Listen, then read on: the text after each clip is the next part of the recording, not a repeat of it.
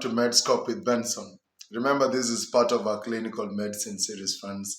If these videos help you learn, please help us by subscribing, liking these videos, and sharing them. Without further ado, let's dive into the TOD, that is the target organ damage. It's simply another name for complications that come with hypertension. Remember, we talked about hypertensive crisis, and here we talked about hypertensive urgency. That means elevated blood pressures, systolic of 180, diastolic of 120, but without target organ damage features. When you talk about hypertensive emergency, we're talking about systolics of 180 and a diastolic of 120, but with features of target organ damage. Now that is what we're going to see here, my friends. TODs. Now these TODs come in different flavors. That is the cardiovascular disease, the neurologic disease, the renal disease, and the retinal disease. Now on our cardiovascular disease, let's say our blood pressures are elevated, and with elevation of these blood pressures, your left ventricle is meant to work against an elevated afterload. With elevated afterload, this left ventricle enlarges, it thickens, and that is termed as left ventricular hypertrophy. With left ventricular hypertrophy, we're going to have reduced filling within your left ventricle. With reduced filling in your left ventricle, we're going to have what is termed as diastolic heart failure. Now, diastolic heart failure, especially, I want you to know that that is also termed as the HFpEF. That is heart failure with preserved ejection fraction. That is, your EF is above 40%. At the same time, your blood pressures could be so much highly elevated to an extent that there is no blood that leaves your heart. If that happens, then you're going to have acute pulmonary edema, or what is termed as the flash edema. Friends, this same phenomena can also be happening, that is plaquing of our blood vessels, our blood lumen, our blood vessel lumens. That is termed as atherosclerosis. If this atherosclerosis happens within our coronary artery, my friends, there will be reduced oxygen supply to our heart muscles, our heart tissues. And if that happens, you're going to have a blunt diagnosis of coronary artery disease. But sometimes this plaquing can be so big that it actually occludes the entire lumen. Now that can proceed to what is termed as a myocardial infarction. Now, at the same time, my friends, these same plaques could also sit on our peripheral limbs. Okay? If that happens, you're going to have reduced blood and oxygen supply to the tissues right down in our limbs. That is going to be manifested with this pain or lesions, actually. And that is called the peripheral artery disease. But it can actually worsen to the critical limb ischemia.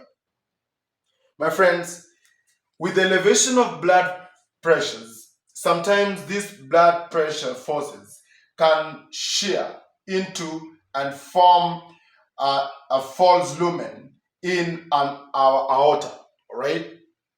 Now, there's a false lumen that is likely to be formed between the tunica intima and the tunica media. Okay? If that happens, the shearing forces here are going to lead to what is known as an aortic dissection. But friends, at the same time, these same shearing forces can lead to the ballooning of our aorta. That is termed as aortic aneurysm. Remember, our abdominal aortic aneurysm are more common than our thoracic aortic aneurysms. But the other phenomena, the other mechanism is there are blood supplies, my friends, that supply blood vessels, small blood vessels that supply other blood vessels. Those are called the vasa vasorum. Sometimes if they get also damaged, this leads to the ballooning of this weakening of this blood vessel wall, and that also leads to what is termed as the aortic aneurysm. Now, my friends, neurologic disease. Now, this can happen at same phenomenon. That is atherosclerosis. There is plaquing of the blood vessel lumens. Okay? If that happens within our carotids, very common at the bifurcation. Okay? It leads to what is termed as the carotid stenosis. Now, that can lead to what is termed as the transient ischemic attack. That's temporary, it can reverse. Now, at the same time, these same plaques can form in big arteries within our brain, the middle cerebral artery, the vertebral arteries, okay?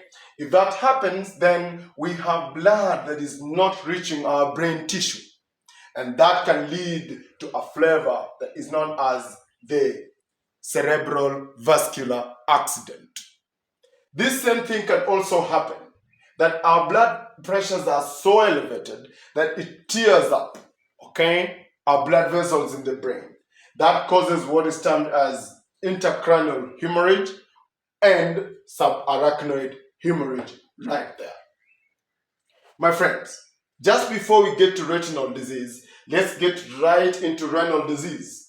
What happens? Now, sometimes we realize that there is so much of the elevated blood pressures that the filtration rates in our kidneys are so high.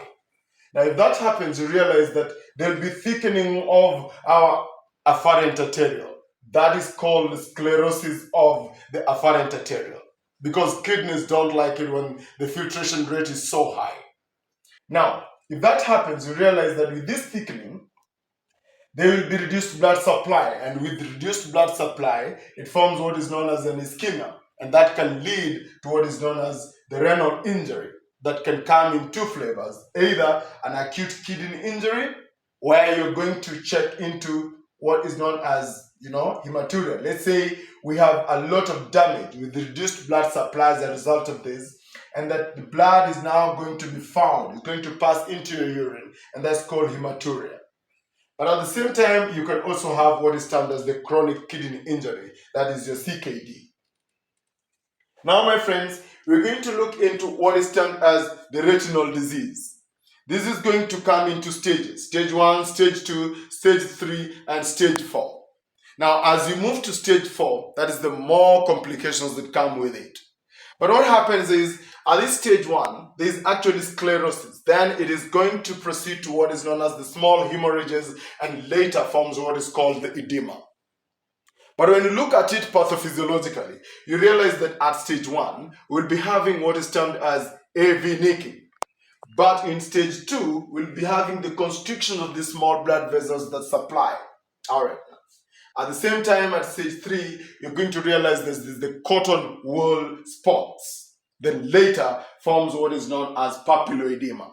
Now, papilloedema, what they love testing you in your exams is, this is more of an acute setting, and the cotton wool spots is common with the chronic settings of this hypertensive retinopathy. I want to also remind you, my friends, that the leading causes of diabetic nephropathy, leading causes of what is known as nephropathy, top on the list is diabetes. But what comes second is actually hypertensive nephropathy. Having said that, my friends, we've cruised through the TODs, the complications that come with our hypertensive crisis. That is basically emergency. And what we're going to look into next is the diagnostic approaches to hypertension. Until then, thank you so very much, my friends.